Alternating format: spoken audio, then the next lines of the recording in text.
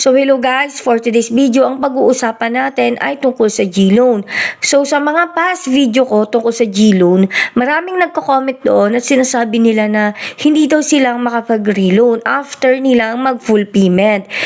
So kasi kapag may nakalagay doon, kapag nag-full payment kayo, bukod sa meron kayong cashback, ay makakapag-reloan kayo ulit. Which is, nung una ginawa ko yon at nakapag-reloan din naman ako, pero nag-antay yata ako ng 1 day yata doon kasi nga merong pa kasing evaluation na mangyayari.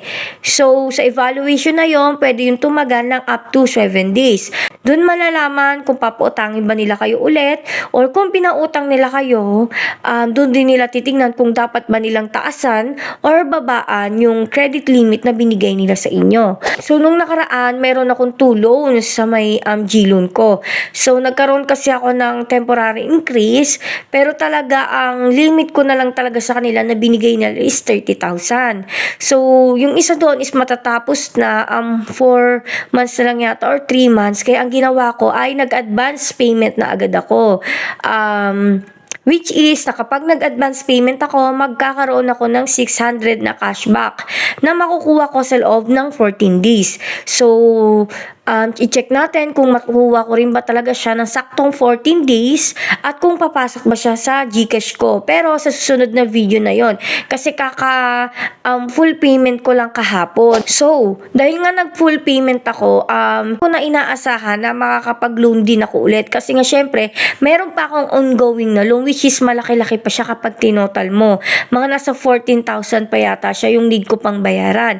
Pero ito kasing last na lang ay mga nasa 6,000 na lang, kaya yun muna yung full payment ko.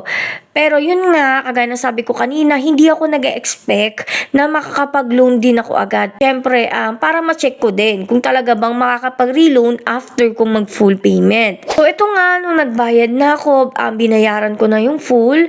Tapos nagulat ako kasi inofferan na kagad nila ako ng get another loan. So meaning, makaka-loan ako ulit at ang binigay nila na limit sa akin ay worth 5,000.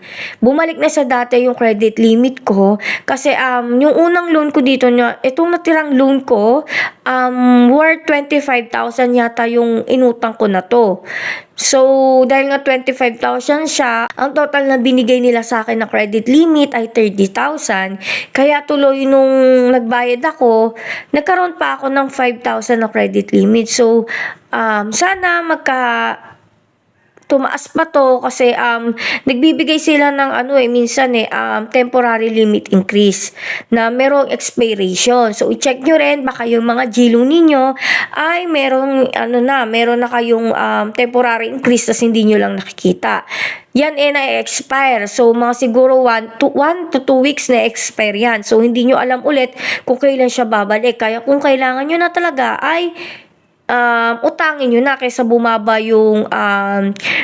ulit yung credit limit nyo at bumalik siya sa dati. So dito kasi sa my G-Loan, lagi ako 1 month advance. So mahirap kasi kapag nag-overdue kayo dito, medyo mataas-taas yung late payment nila at talagang kapag na-late ka lang dito ng miski isa, talagang mababangasan na or matatapyasan na yung good record mo. Malaking impact na yon.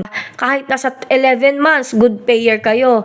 Pero nung pinaka last month, naging na-delay kayo. So, kahit sa isa na yon, pwede talagang maging pangit yung record nyo sa kanila. Kaya dapat hanggat maaari, huwag kayong magpapa-late payment at magpapaabot ng due date.